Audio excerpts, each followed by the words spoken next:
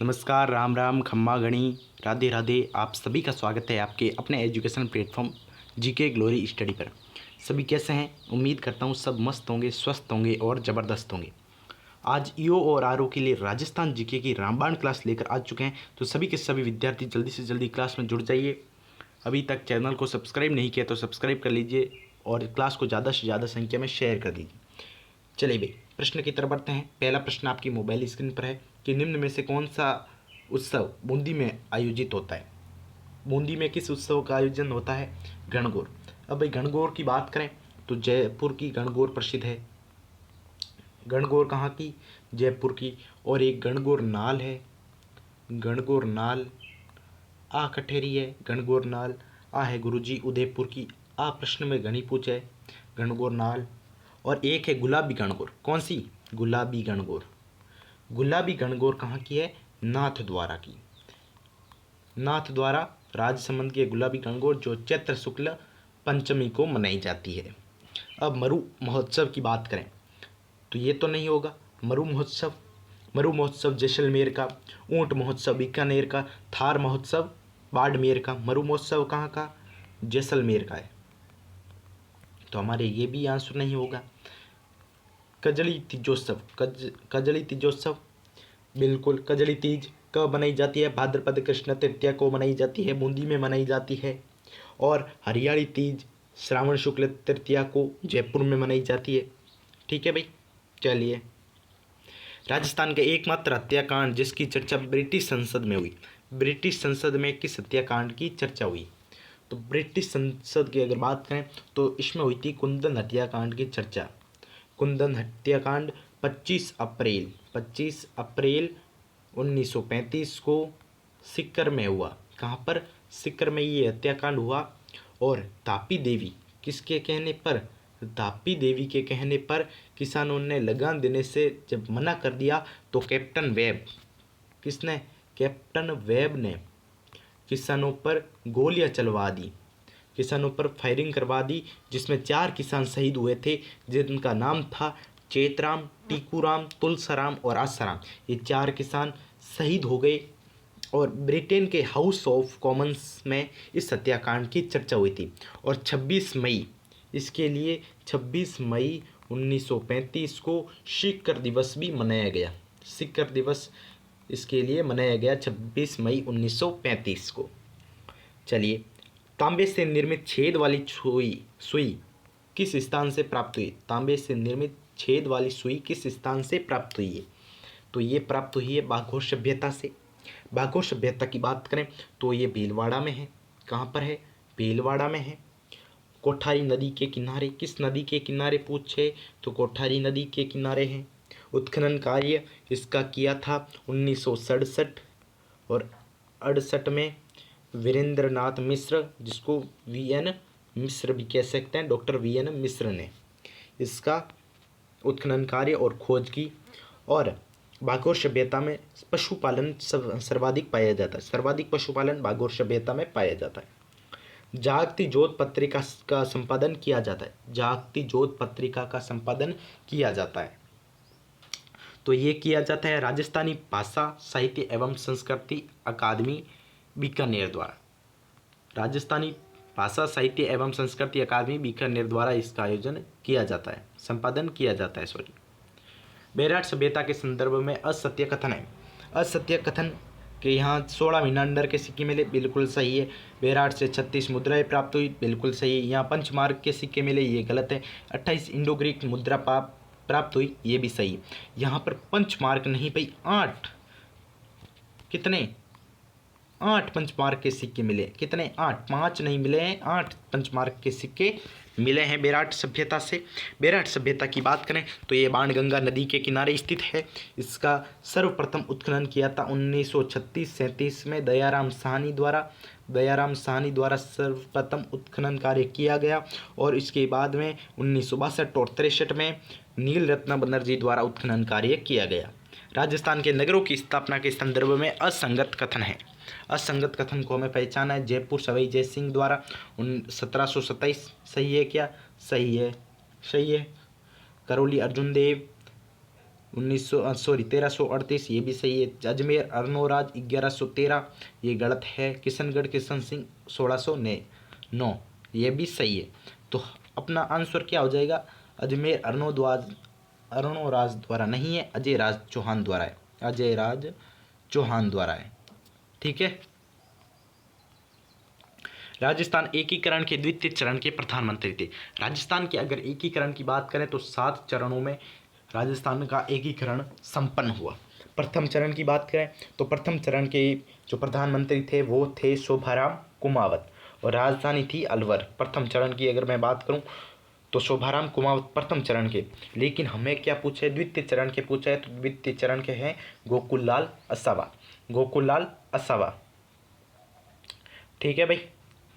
द्वितीय चरण 25 मार्च 1948 को, द्वितीय चरण 25 मार्च 1948 को पूर्ण हुआ। ठीक है। चलिए, उदयपुर में स्थापित देश हितैषणी सभा का मुख्य उद्देश्य क्या था?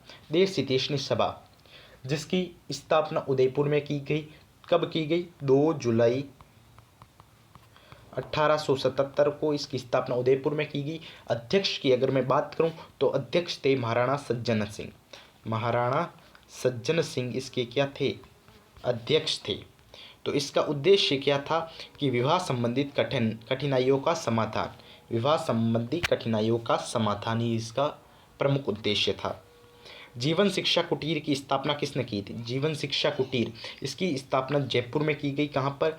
जयपुर में इसकी स्थापना की गई हीरालाल शास्त्री द्वारा की गई। ठीक है। किसके द्वारा? हीरालाल शास्त्री। ऑप्शन में नहीं दिया गया है लेकिन हीरालाल शास्त्री होगा इसका। और एक भाई वन स्थली विद्यापीठ पूछ लेता है। वन स्थली विद्यापीठ कई बार पूछता है एग्जाम में कि वन स्थली विद्यापीठ, तो ये इसकी स्थापना हुई थी 6 अक्टूबर 1935 को हीरालाल शास्त्री और रतन शास्त्री द्वारा। और इस संस्थान को सन 1983 में डीम्ड यूनिवर्सिटी घोषित कर दिया गया। यह टोंक जिले में स्थित है। ठीक है। वृहत राजस्थान के निर्माण की योजना हेतु गठित राजस्थान आंदोलन समिति के अध्यक्ष थे। राजस्थान आंदोलन समिति के अध्यक्ष पूछ रहा है तो वो थे BR पटेल। कौन थे? BR पटेल। समिति नहीं होगा, BR पटेल हो जाएंगे। ठीक है। और सत्यनारायण, जो सत्यनारायण राव समिति है, इसके द्वारा सिफारिश की गई कि जयपुर को राजधानी बनाया जाए। इसलिए 30 मार्च 1949 को जयपुर को राजधानी घोषित किया गया सत्यनारायण राव समिति के सिफारिश के आधार पर। हटुंडी अजमेर में गांधी आश्रम की स्थापना किसने की थी? हटुंडी अजमेर में गांधी आश्रम की स्थापना की थी सन 1927 में हरिभाऊ उपाध्याय द्वारा। हरिभाऊ उपाध्याय द्वारा। हिंदी साहित्य समिति की स्थापना किसने की थी? हिंदी साहित्य समिति, इसकी स्थापना की थी जगन्नाथ दास अधिकारी ने 13 अगस्त 1912 भरतपुर में इसकी स्थापना की गई थी। प्रथम अध्यक्ष की अगर मैं बात करूं तो ओंकार सिंह परमार इसके क्या थे? प्रथम अध्यक्ष थे। ठीक है भाई। चलिए, राजस्थान मारवाड़ उत्सव कहाँ मनाया जाता है? राजस्थान मारवाड़ उत्सव कहाँ मनाया जाता है? बहुत ही अच्छा प्रश्न है। तो ये बता दें तो ये जोधपुर में हो जाए। और मरु महोत्सव मैंने आपको बता दिया है पहले ही प्रश्न में। राजस्थान का चरी नृत्य किस समाज की महिलाओं द्वारा किया जाता है? चरी नृत्य किया जाता है गुज्जर महिलाओं द्वारा। और चरी नृत्य की प्रमुख नृत्यांगना की बात करें तो वो है फल्गुबाई। कौन है? फल्गुबाई। इसकी क्या है? प्रसिद्ध नृत्यांगना है। बूंदी के महाराज राम सिंह के दरबारी कवि कौन थे? इनके दरबारी कवि थे सूर्यमल मिश्रण। सूर्यमल मिश्रण की एक प्रमुख रचना है, कौन सी है? वंश भास्कर। एग्जाम में भी वो पूछ लेता है कि वंश भास्कर के रचयिता, तो वो हो जाएंगे सूर्यमल मिश्रण। इनकी प्रमुख रचना है। राजस्थान के रणकपुर जैन मंदिर का निर्माण किसने करवाया? रणकपुर के जैन मंदिर का निर्माण करवाया था किसने? धरण शाह ने। और एक रणकपुर प्रशस्ति है। रणकपुर प्रशस्ति के रचनाकार कौन है? तो इसके रचनाकार है अत्रि और महेश। रणकपुर प्रशस्ति के अत्रि और महेश। टेराकोटा कला कहाँ की प्रसिद्ध कला है? टेराकोटा कला ये नाथद्वारा की प्रसिद्ध कला है। मोलेलास मृण शिल्प, ठीक है, नाथद्वारा की है। और मोहनलाल कुमार, किसको? मोहनलाल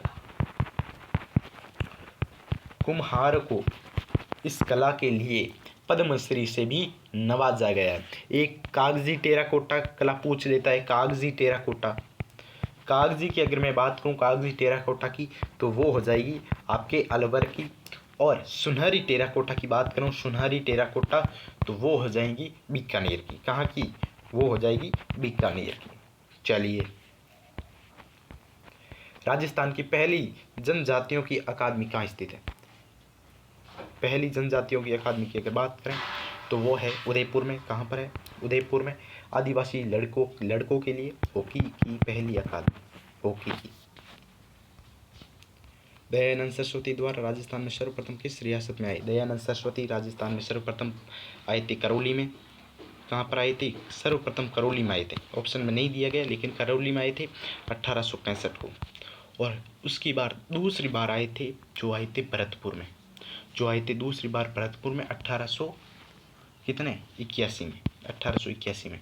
दयानंद सरस्वती ने 1883 में उदयपुर में परोपकारिणी सभा की भी स्थापना की। किसकी? परोपकारिणी सभा की स्थापना भी इन्होंने ही की, इनके नेतृत्व में की गई। सन 1857 में बीजक पहाड़ी स्थित अशोक के शिलालेख को किसने खोजा था? तो अशोक के शिलालेख को खोजा था कैप्टन बर्थ ने। किसने? कैप्टन बर्थ ने। नगर पालिका द्वारा प्रत्येक वर्ष बजट कब जारी किया जाएगा? तो इनका बजट 15 फरवरी से पहले। कब? 15 फरवरी से पहले। किस इतिहासकार ने कालीबंगा सभ्यता को सिंधु घाटी सभ्यता की तीसरी राजधानी कहा?